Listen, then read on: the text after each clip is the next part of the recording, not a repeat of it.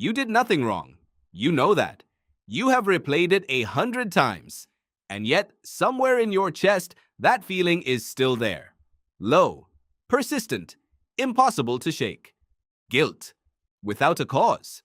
If you have ever felt this, you are not broken. You are running a piece of ancient software that was never designed for the world you live in.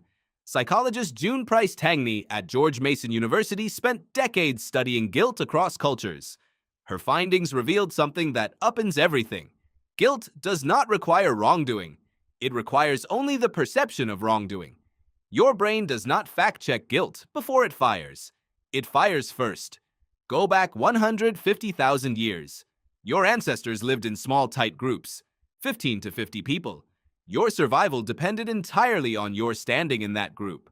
Get excluded, get exiled, and you died. Not metaphorically, literally. In that world, the cost of accidentally offending someone was enormous. So your brain evolved a preemptive alarm system, one that fired not after you had harmed the group, but at the first possible signal that you might have. So sensitive, so hair-trigger, that it would rather give you 1,000 false positives than miss a single real threat to your social standing. That system is guilt. Anthropologist Christopher Boehm at the University of Southern California studied hundreds of hunter-gatherer societies. The same pattern appeared everywhere.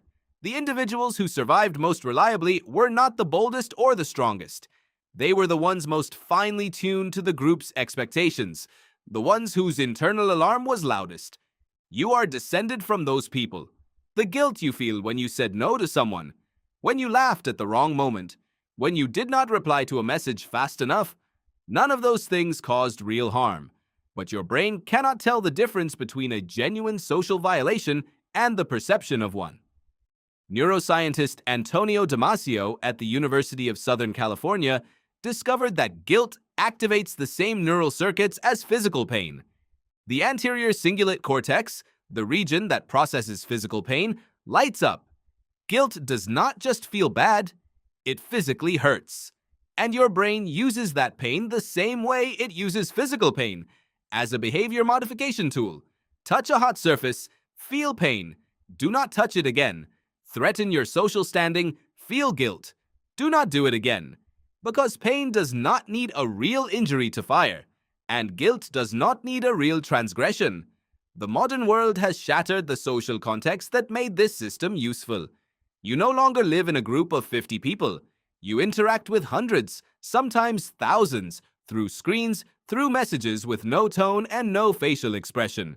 Your brain is running a system calibrated for intimate survival inside an environment of constant social noise. The result is what psychologists call free-floating guilt, a chronic low-level sense of having fallen short that is not attached to any specific act. Not because you have done anything wrong, but because the alarm is stuck on. The next time guilt arrives without a cause, do not search for the crime. Ask one question: is there an actual person who was actually harmed by something I actually did? If yes, act. Repair. That is what guilt evolved to produce. If no, recognize the signal for what it is. An ancient alarm, sensitive beyond reason, shaped by a world that no longer exists. You did nothing wrong. Your brain just cannot quite believe that yet.